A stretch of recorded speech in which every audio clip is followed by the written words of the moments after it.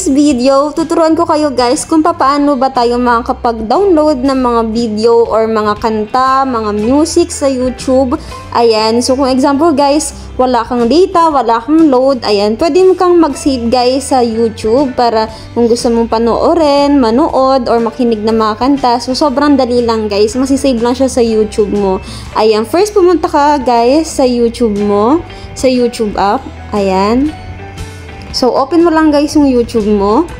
Pag nandyan ka na, i-search mo lang doon sa search button guys yung video na gusto mong panoorin o di kaya yung mga kanta na gusto mong i-save sa YouTube mo.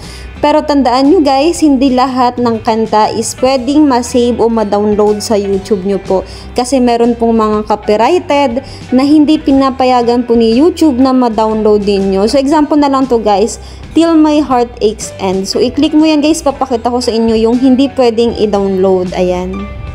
Makakatulong ba talaga? Ayan. So, i-post ko lang guys yung ads. Ayan. So, dito nyo guys makikita kung hindi pwedeng i-download. So, as you can see, dito sa mga ginagalaw ko, walang download na nakalagay. Pero pwede nyo rin guys makita na wala talagang download. Wait lang guys. Ito, stay tuned. So, ito guys, example. So, as you can see, download, may nakalagay na download, pero hindi siya clickable or talagang parang naka-light na black siya. So, pag i-click mo yan, so, ganyan guys yung lalabas. Ayan, tapos pindutin mo yung try it fee. Ang lalabas po dyan is meron kayong babayaran para maka-download ninyo.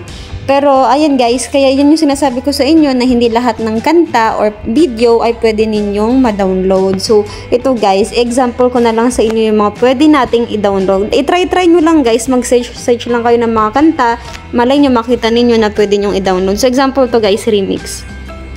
Halimbawa guys, mahilig kayo sa mga remix na kanta, gusto nyong i-download sa YouTube ninyo. So, ito guys, i-click mo lang yan.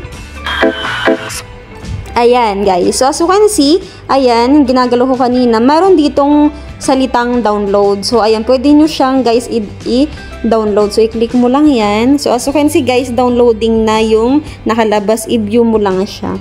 So ayan guys, nagda-downloading na siya, ayan, nagbibilang na siya. Tapos hintayin mo lang siya guys ma-download. Hi guys, so ayan, as you can see, okay na, na-download ko na siya. So try nyo lang guys i-click, nagagana na siya, ayan.